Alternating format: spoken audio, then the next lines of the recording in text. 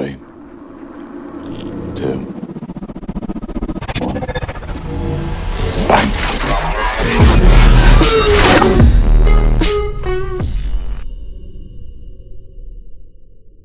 What's going on, everyone? Welcome to the channel. This is your man KD. I am sitting down with our night vision expert today.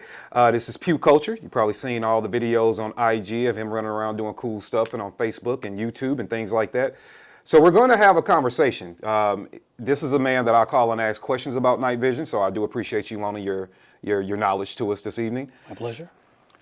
And because I am a person that is newer to the night vision market, right? I've taken, I think, 2 classes, definitely tried to study it, but it is not my wheelhouse. It's something I wanted to be good enough with, so if I need to use this equipment, I can. But it's not something I'm comfortable teaching, or really going in depth with. So I'm glad we have you here. I guess I'm going to start right away. First of all, if you wouldn't mind telling the people exactly who you are, in case they don't know you, and what brought you to knowing anything about this stuff. Okay, so I'm Pew Culture, and I have a lot of experience with night vision. I wouldn't consider myself an expert, but I do have a lot of hands-on time through the military. I was a medic in the military, and just recreationally having a lot of time behind nods. So I don't, I guess I don't consider myself an expert, but I do have a lot of time on it, so I can answer a lot of questions when it comes to night vision. Okay. Well, let's get ready with the questions. And I'm going to ask this thing, man, from a place. I think people are, I think night vision is very, very cool. But I think from an entry standpoint, like how do I get in it? And even from a cost measure standpoint, I believe it's very intimidating to a lot of people. Definitely. So I think that having a guidance about what I consider and where I start, I think is a really big help benefit to a lot of folks. So let's start with that. Can you first tell us like what we have on the table, what they're looking at? All right, so we're going to start in the center, just because this is the most affordable unit that you can have. This is a PVS 14. This is a monocular night vision, meaning that it's one single tube. You put it over your eye, whether it's your dominant or non-dominant eye, and it gives you the ability to see in dark spaces where stereotypically your naked eye wouldn't be able to see, right? These come in at, anywhere from $1,500 to like $4,000. So for a lot of people, that may be a bigger number to swallow. However, in the general realm of night vision, it doesn't even scratch the surface. So, right, so we have the DTMVS. This is made by a company called Acton Black. These are binocular night vision, and meaning that there are 2 tubes, right? So binocular. These articulate. These specific units are a white phosphorus night vision unit. They are still based on a PVS 14 style tube, which is a good feature because when it comes to maintenance of your tubes, PVS 14s have been around for a while. They are basically the standard of night vision. So much like a Honda Civic, parts are available. If you need to do any maintenance on your unit, if you're running a unit that uses PVS 14 style tubes, you can find parts. So a lot of times I recommend to most people to go with a system that uses PVS 14 style tubes because of just the wide availability of spare parts, accessories.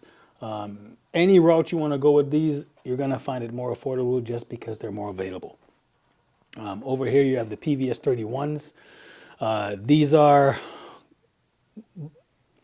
By many, it's kind of considered the gold standard of binocular night vision. Mm-hmm. And that, I think, is a lot to do with the use of them by the military. Okay. So our SEAL teams and all these guys, they use PVS 31s. And that does a huge number as far as popularizing things, because people see them in video games and movies and all that stuff. So people kind of want the PVS 31s. However, they don't operate on a PVS 14 style tube, which makes maintenance a little bit of a problem, right? It can be, you have to go directly to L3 versus with the PVS 14 style tubes, you can go to basically anyone who makes night vision to upgrade. If you wanted to change your tube, say currently right now, the in thing is white phosphorus, right? So with PVS 14 style tubes, if something else came up, I don't know, gray phosphorus, Okay. and you wanted to upgrade, easy day with PVS 14 style tubes because that's the industry standard. However, over here with the PVS 31s, everything has to go through L3. And that L3 typically prioritizes their military contracts. So you're not high on the waiting list when it comes to getting your stuff back from L3. Gotcha. So that's one of the stressors with having PVS 31s. I think if you're getting into night vision, you need to watch your budget, look at what your use of the night vision is going to be. Some people, like you and myself, we're on open property. So we might have many reasons or many ways that we can utilize night vision. And other people just want to look at the stars. Right. Some people literally just thought it was a cool thing and they wanna have one because they always wanted to have one. It's a gift to yourself to prove that you've made it to a certain financial capability, maybe. Much like someone buying a Rolex. So everyone has their reasons. Everyone, no one, and I think everyone's reasons are valid, right? Right. As long as you're not hurting anyone by getting the funds to get it, do you? But really evaluate what you want to use the units for, and then you can decide also your budget if you want to go with a PVS 14, DTMVS, 31s. So we know these are 15 to 4,000 ballparkish. What about these guys? So those actually, because they use PVS 14 style tubes, there's a wide range of tubes that you can actually put in there, right? So these, the DTMVS represents the housing, but inside of these are the tubes, right? And what really determines your overall price range is your tubes. So for example, I believe these are Photonis tubes. If you went with like the L3 tubes, those are typically the gold standard of things, so they're pricey. If you want to get into, I think for some decent DTMVSs, you're looking at $8,000 and up. Okay. Right? And then with the PVS 14, because it's a single tube, obviously it comes in less. But the reason why I said there's a range, because from 15 to 4,000, that's because of the tubes. The housing can remain the same, so you can have the same exact external housing, but what's inside is what matters. Gotcha. With the DTMVS is the range actually starts at around 6,000. You can get into some DTMVSs for $6,000, but you can also get into some DTMVSs for $15,000. Gotcha. So the range will depend on what type of tubes you decided to go with. And what about these 31s? So the 31s typically start at around 12,000 to 16,000. So Okay. the thing is with L3 is L3 doesn't, with the 31s, they don't offer some of the lower grade tubes. You can only start here and up. So Gotcha. yeah, you don't get the option of going, you don't have a wide range like you do with the 14 style tubes. Okay. All right. So now I'm going to ask the questions that people don't like to ask out loud. So I'm a person that's listened to, and I'm like, okay, so I need $1,500 minimum to say $16,000. Okay. And I'm going to come in my budget just for the knives, because haven't even talked about the price of the helmets. That's a whole nother conversation. Or the mounts, which is another headache. However, just the tube, I'm like, okay, I got $5,000. Okay. That's what I got. And so it looks like that's probably going to put me at a monocular. Okay. But all my friends and all the cool people on the internet said if you have a single tube, you're poor and you're not going to be able to perform and function in any type of night vision style outside of maybe just looking at the stars. But if you ever, for whatever reason, need to defend your ranch or, something outdoor, even wanted to hunt coyotes or whatever, that makes you poor and you're barely going to qualify to do the job, because I get double the vision when I have dual tubes. Your response to that person that is being intimidated by that is what? Being poor doesn't mean you're not dangerous. So, for example, like I'm not made of money, right? And I started off with PVS 14s, right? I guarantee you I was dangerous with PVS 14s. Right.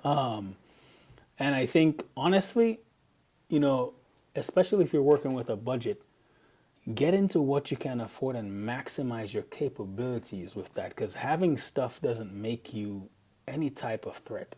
You know, having quad nods doesn't make you dangerous. It's what's in your mind, right? So you are primarily the weapon, right? Right. And for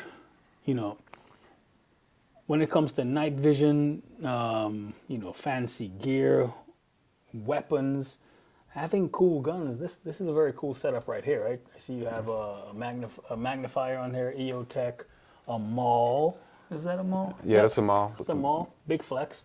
But if I gave this to someone who's never used any of this equipment, never used a maul, honestly, I could take a PSA rifle with a Purse 4 and whoop your ass, right? Right. Because having all the cool shit means nothing if you don't use it, right? If you're not familiar with it. So, someone with a PVS 14 is a lot more dangerous if they know what they're doing than someone with quad nods who doesn't know what they're doing and they just take pictures for the gram.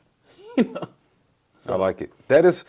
I trust asking you that question because I didn't know exactly what you were going to say, but I knew it was going to be along that ilk. And I absolutely agree with you. It's no different than somebody with, in that mentality, somebody with a Gucci handgun who doesn't train versus someone with a standard out the box, never adjusted a spring or put a fancy stippling job on it, but they run that gun. Exactly. They're going to be proficient when it comes to doing work if they have to. I also believe that the game is already, I guess it depends on your finances, but it's already a hefty leap, even at the lower end, to get into it.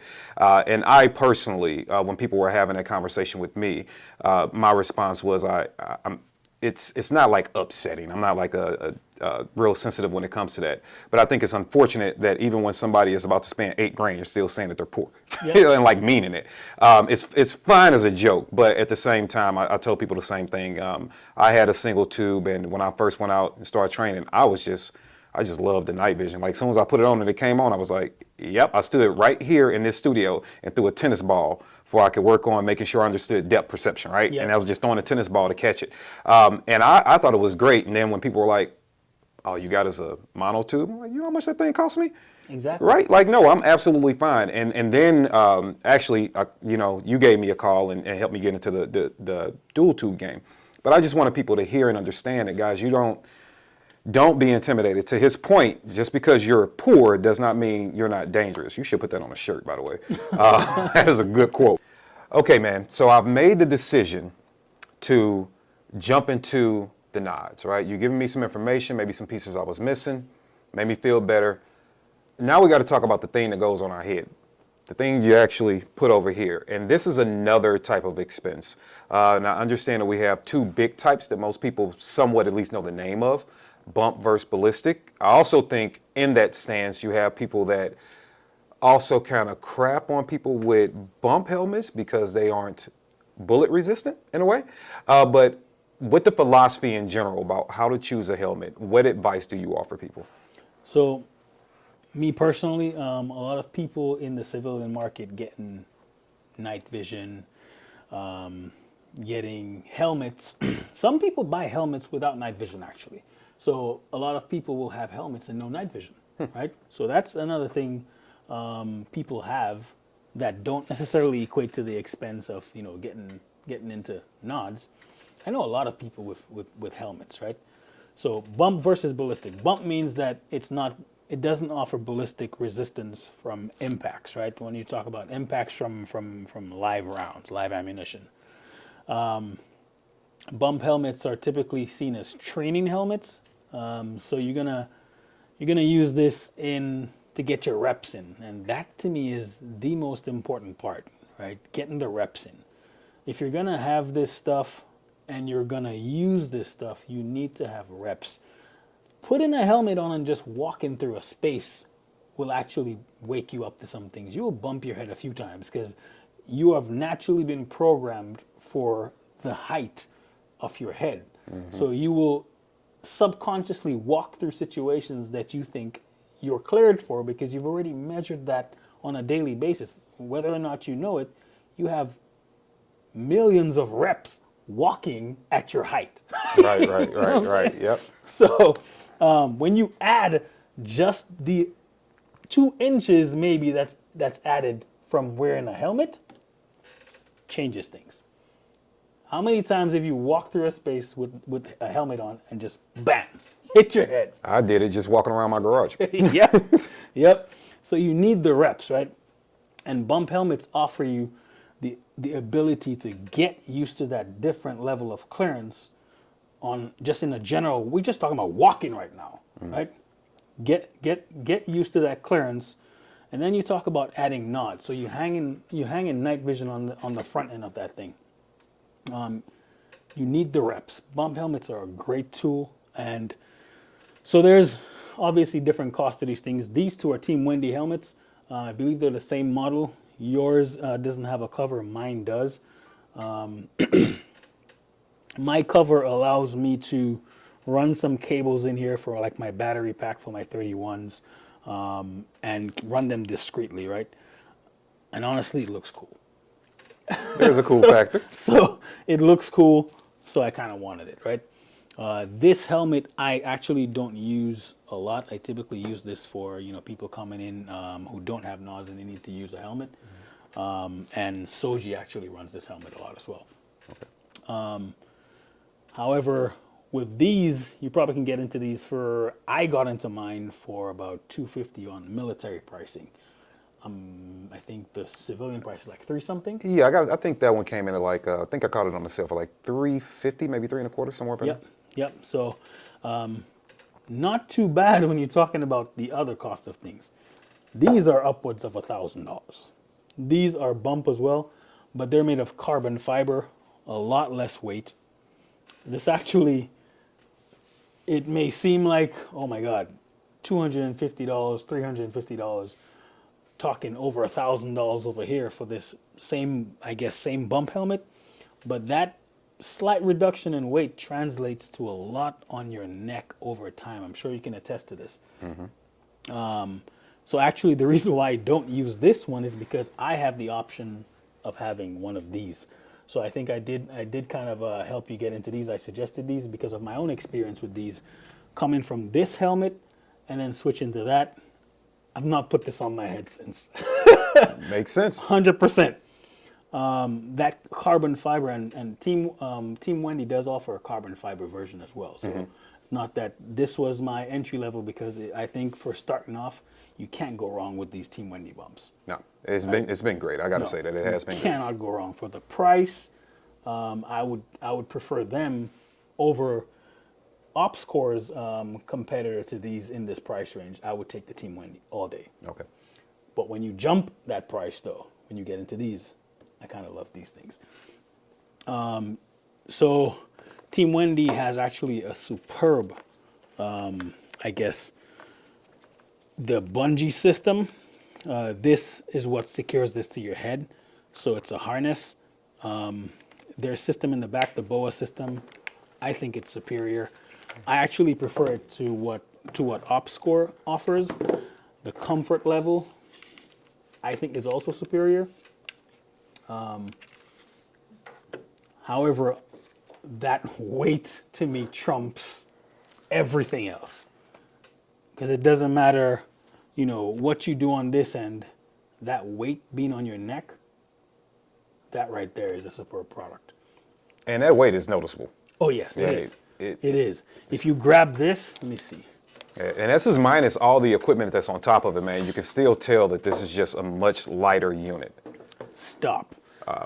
It's insane, but it is a significant price jump. For what you spend on this, you could get a ballistic helmet from a not so reputable company. Right. Right. So it's all based on your wallet, and there are a lot of people who do what I call pocket bullying, right? I don't support that notion of looking at people and trying to make them feel inferior based on what they can afford, right? The reason why is because skill is a lot more important than the time that you put into your stuff is a lot more important than the dollars that you put into it. Agreed. Right? So when you look at when you look at your gear, again, going back to the discussion we had with the PVS 14 versus some type of binocular night vision system, if you're, if I put this $1,000 bump helmet on your head, but the guy with a $250 bump helmet on his head knows his clearances, the height of his head with this gear on, going through a building, going through any scenario, guess who's going to make it through there quicker? Right. And without damage to his neck. Yep. The guy that trains. It's the guy who trains, right? All these advantages are only advantages if you train with the gear. Otherwise, they still slow you down. That makes sense. So I think that's a good moment to add in another notion too. And we say this when it comes to firearms training. You know, you can buy the most Gucciest gun and the most flattest shooting gun in the world, but if you don't actually go out and train, that skill set is perishable, right? You'll lose it. I think that is amplified when it comes to our specialty niches, right? Long distance, night vision, things like that. I believe that if you, and I can say it, you know, I got this set up, trained, and then went probably 6 months without even putting it on, and put it back on. I was like, what do I do? Like for a minute there, I forgot even how to let the nod down. I'm like, because I lost it, right? Yeah. So I think that if you're going to make the financial leap to get into this night vision, even at the lower end, you know, what we consider to be the lower end anyway, you should be ready to continuously train. Yep. For me, and this is just the poor man's way of doing it, if I'm not going out to shoot because I'm traveling, I'm doing other stuff, I'll come in this garage, and if I do nothing else, I'll put the nod on. I'm telling you, I get a tennis ball, and I'll just throw the tennis ball before I can get used to, you know, the field depth, right, or the depth perception, where I can throw the ball. I've taken this particular platform out, and I've, you know, still dry fired with my nods on. Something just to keep me going, because I think right now we are in what we call night fighter season, because it gets dark earlier and more classes are available. Because I know a lot of people were like, well, I don't have access to outdoor property. I don't have access to different ordinances state you can't shoot after dark, right? Even with suppressors and things like that. So I would like to throw on top of that, that if you're going to get this kind of stuff, make sure you are figuring out a way. You know, I have the luxury of calling this gentleman. I also know Green Line Tactical. It's all kind of people, but find somebody in your net where you can call. Maybe you can get some tips and tricks to be able to say, well, how do I stay proficient? How can I train it? But if you don't have the dang on thing on your head, doing some work with it, it's going to wind up becoming like that Gucci thing that just sits in your safe, and you're going to look at it one day in utter confusion. So here's a cool thing about night vision that I think people overthink the notion of night vision. All it means, night vision basically means that now, in a circumstance where you traditionally would be able to see nothing, you see most of it, right? Almost everything. So that being said, dry fire with night vision is just as important as with daytime shooting, right? So most of your reps where you're going to really see the gains are not going to be on the range. The range is only the lab where you go to test the results of what, you know, the work you've put in. So, you know, when you get nods, throw your nods on, walk to your spaces. Walk to your spaces at home. Get your weapons. Do your manipulations. Learn how to manipulate your weapons with nods on. That's half the battle. And that requires no range time, no live fire, right? Do basic tasks in your house with night vision on. Very easy, right? But you're getting the reps. One of the first things I see people struggle with when you hand them a set of nods, it's so simple. Flipping down the nods. Yep. Right? Freaking-lutely. Right? So coming up, having the nods on, and being able to instantaneously hit that and bring that down, or to adjust up here, right? Or adjust your cant, right? Just these things require reps. So before you ever make it to the range to shoot with night vision, you would have spent, if you're doing this right, you would have spent an annoying amount of time just manipulating these things in the house, way before you start seeing value on the range. Because when you get to the range, you don't want to be fiddling with this on your paid range time. You know? Makes sense. You want to do it at home for free. I don't think after anything feels free after you spend on night vision. But the dry fire aspect is equally as important, especially when, once you get into the space of night vision, nothing is affordable. So classes with night vision is not affordable. Range time, if you're going to find a range that's going to let you shoot with nods on, it's probably not going to be very affordable. So you want to make sure that time spent, and I'm coming from the place of, the poors, right? So, I'm not made of money, and I've been called poor on many occasions, and I embrace it. You know why? Because here I am doing the same thing, the poor guy, right? Right. I'm here, I'm doing it, right? So I embrace my poor. Me too. I embrace my poor. If this is what poor is, then I'm poor all day, So, and when people look at you and tell you, try to, I guess, come at you about what you can afford, I'm here with you, man. I don't think that anyone has to go out of their financial capability to get things that's going to make their life miserable financially, right? Work with what you have and be deadly at it. That's how you stand out. If, a lot of people are out there, me personally, Kevin, I didn't come from money, right? Mm-hmm. And how I was able to stand out in this world is by being sorry, can I say fuck? Yeah. Is by being phenomenal with what I had, right? And no matter what I have, I can take, my 22 little pistol over there, right? This thing costs very little money, right?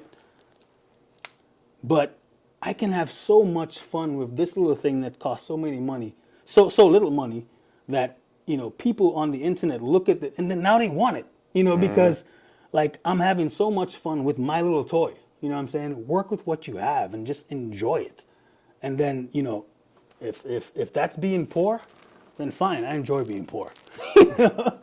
I think that mentality is great and awesome. And we definitely have to do a continuation video like on the range where people can like see this stuff in action. But I want to thank you for your candor and your knowledge, because I think sometimes in whatever we do, we can all find ourselves, whether it's carpentry, plumbing, firearms, night vision, whatever, real estate. Sometimes we don't do it on purpose, but we take our knowledge for granted. And some other people are really hungry for some of the basics. And I think one thing that we can continuously do in our community is be easy to approach by putting out surface level information that is not insulting to anyone. Like, hey, I was there with you at one point. Yep. Here's what I wish somebody would have told me, right? So I definitely appreciate you doing that. The last thing for this particular video, what about the considerations with attachments, the night vision to the helmet, that part? What are we looking at? What should I be considering? All right, so headsets, right? I actually have a question for you because I've never seen walkers mounted to a headset. Yeah. So let me know where did you get this mount from? So the mount itself for these walkers, the mount itself, I believe I bought these. I got to remember the model number of them. I'll put them in a video. But these were a mount that was meant to work with Peltors. Okay. All right. So what I did was I got the mount. I actually took the Walker headset and cut the band away. Okay. Kept the headset, and then we went ahead and took it, cut the band away, cut all the attachments away, and inserted the wire into the walkers, and it was too big. So I actually went to my guy, Iraq Veteran 8888. I went to his shop and was like, here's my problem, what do you think? And he glassed it. Okay. So he put liquid glass in it, and we let it seal, and all of a sudden, I got walkers sitting on there. So that's what we did. So thanks to his help, I was just thinking like, how could I do that? Yeah. And we finally figured it out. And the reason I did that is because the military grade headphones are literally 11, 12 times the price of these. Correct. Yeah. And I was just like, that's just not what I want to do. And then I have a great partnership with Walker. Shouts out to Walker. So I wanted to make sure I represented for him. Shameless plug, of course. But that's how I got those on. Yeah, that's pretty cool, right? So, because a lot of people will think that you'd have to have something like this on your headset, which these are the Peltor Comtacs. or on my other helmets I run the amps. But I love this. I love the fact that you can make this happen, and maybe one day we can get that on camera and actually do a conversion on camera. Oh, and show sure, people absolutely. how that works. So we have the headsets. You want to have some type of hearing protection. Another thing that we don't consider is suppressors, possibly if your budget allows. Suppressors with night vision. It's going to keep you a little bit more, discreet. In the back here, I'm running a battery pack because I run PVS 31s. So this gives me an extended battery life. I can run these for about 24 hours, probably. Advertises, I think, 50 something hours, but I'm going to say 24. Okay. So straight runtime, right? Now, you're probably not going to need nods to run for 24 hours straight because there's something called daytime in between. Right? But yeah, it runs, lets you be able to run it multiple times without having to change batteries. 31s eat batteries. DTMVSs are a lot better with batteries. One thing that we need to know. Wilcox mount G24s on the front. These run about $500 average. You also have Rhino mounts for the PVS 14. He's running a G24 with some type of adapter. Also the Neurotis mounts, a little bit more affordable. Honestly, that is one thing I would say I would definitely spend on is the Wilcox mounts, because trust me, fiddling with these things at night is a pain. These are probably, not probably, they're undeniably the best system to work with. It just makes it easier for you handling that stuff, and it secures quite an investment to your helmet in a very, very sufficient way.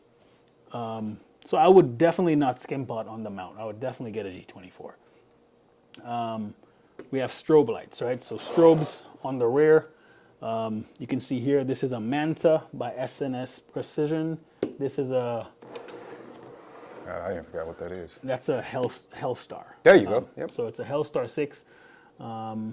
Core Night Vision makes it. I'm pretty sure that's the name of the company. We'll have to fact check that. Also, we can see that both helmets here are running some type of admin light. These specifically are the something Precision. I forget the name. It's not coming to me. We'll include it in the description. But these are Princeton Tech. Sorry, these are the Princeton Tech lights, right? So these are admin lights that you would use for reading small things. They typically have a red light. If we can get that on, that's a white light. But they typically have a red light option. Yep. They typically have a red light option, which emits less light. And then some of them, I'm not sure if this one has it, but some of them have an infrared option as well. So let's say you're reading, say, a map, instructions on food that you're about to eat, something, right? And you don't want to give off as much light, then you would use an admin light of some sort. I don't think that one has the IR version. I think typically... No, this doesn't have IR. So let's see. Another thing that's pretty popular to have on your helmet system is a white light option, or basically a vampire type, or some type of bigger light system. For the flat range, these things are invaluable, because when you're done, typically once you get into night vision, realistically, some of your gear, the cost of your gear goes up, right? So you're gonna get done with the range, and then you need to police the stuff that you brought. Right. And that's important. That white light comes in handy. Some of us get to shoot at indoor ranges where we can just flip the switch and it becomes daytime magically. But when you're out there in the open, you have to find your stuff. A lot of guys are doing mag changes, and just dropping mags, and then now you got to go police stuff. These lights, and some way that you can, articulate them or move them around so you can change the direction of your light, I think is pretty important over even the admin light when it comes to, the flat range. Obviously, this in a more tactical situation is priceless, right? I think I found a trick to help out with that too. Something I did as a newbie in night vision. I was thinking about that, like, how am I gonna find my stuff? So I actually ordered infrared tape. And I cut it, reflective tape, and I stuck it on all the mags, like they go on this gun, and for the HK I was running, I stuck it on all the mags. So when I stole my rifle, all I had to do is look down and look for the reflection coming off of them and pick them up. Yep. Yeah, so that's definitely a good way. So, and you got to remember that not all, you might have training mags. When you're looking at tactical situations, you want to reduce the amount of reflective gear you have in either spectrum, IR, visible light, but when it comes to training and getting the reps in, whatever you can do to give you an advantage on the range, please, by all means, get it done. A lot of philosophies. So whatever is said here doesn't necessarily mean that it translates into a tactical situation, or vice versa, right? It's all based on your scenario at the time and the space that you're in, and what you're trying to do at the time. Some people, have no intention of getting into any armed conflict with night vision, but they want the capability, right? Right. So getting those reps in and being able to police your stuff and all that stuff, definitely use those advantages.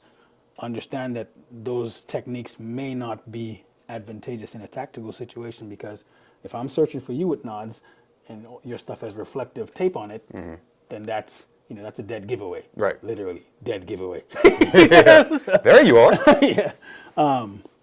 But on the range, when you're getting the reps in, definitely all day. All right. So that's been a lot for this video, but I hope that the goal was, and this was impromptu, the goal was just to give you guys a good starting point to what you should consider when it comes to getting into this. Here's something else that I would just like to add. Even when you jump into it, and you just alluded to it, some people are getting this stuff for fishing. I literally saw fishermen wearing nods to be able to maneuver in the dark waters at night. Some people strictly for hunting. And literally, I know 2 people that got into it just because they like to stargaze. Yeah. Right? So the ability to see at night does not mean that you are automatically going to jump into the tactical realm. Yep. So if you're watching this at the same time, you can also consider, well, maybe I'm not ready to fight with it, but maybe I just want to be able to take a hike at night. Yep. And kind of be able to see. So what people, I think, a lot of times overthink is that knowing or having certain skills, doesn't mean that your intention is to get into conflict with that thing, but it may be advantageous in a conflict, should a conflict arise, right?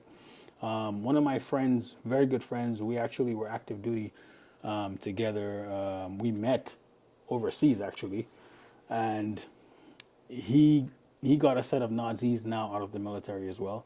He got a set of nods because he does night tours on his boat, right? And they were, funny enough, I went to visit, and I had extra set of nods, and we were out on his boat for the New Year's and stuff. And I said, let's do the ride with nods. And he puts it on, and he said, dude, this is a hell of an advantage. And he orders a set because he does night tours for his business, right? But having certain skills, the most random things that you do on a regular basis could be an advantage in a conflict. It's about having a variety of things that you have in your little toolbox, Right. that may come up and add up to a great situation. This is why diversity of thought is so advantageous for any type of planning. When you have so many people with different skill sets coming together and spitballing in any scenario, typically makes a good decision. Agreed. All right, guys. I hope that has been some information to get you going. We will have descriptions to certain companies that can help you out, things to go by. They probably will be affiliate links, so yeah, use them below. Obviously, you're going to have a link to Pew Culture's Instagram and social media below, including YouTube and everything else. Please make sure you like, subscribe, follow, support, share all the things you can do, because bringing you this information I think is invaluable, and I wish somebody would have did it for me years and years ago when I was first considering it. That being said, thank you for everything that you do. We hope to see you in the night vision game soon, and I'm pretty sure, I'm speaking for myself, you can ask me questions. If I know the answer because I've been there, I'll answer them. I know that you're very open to answering questions if people DM you and things like that. Definitely. So please reach out, ask the questions. I hope this has helped somebody. Make sure you comment below with anything you have. Pew Culture will also have access to these comments in this video. So please feel free to engage, ask your question. And if you're poor, we welcome and embrace you with warm hugs. Very much so. Also, we do an event called Pew After Dark. And, you know, put in the comments if you want us to get together with Kevin and come to, you know, your area and do a Pew After Dark. We can set that up where we'll bring all the night vision options that are on the market, and you get to try it. You need no gear. You know, you come out and you get to try the different options and see if it's something that you want to get into. I think that's a pretty cool thing, to do that for regular folks that don't get a chance to experience this kind of stuff. That's what it's about. All right, guys, I hope you've enjoyed. This has been KD, Pew Culture. We will see you next time. And remember, be prepared for when there's no other choice. See you guys soon. Peace.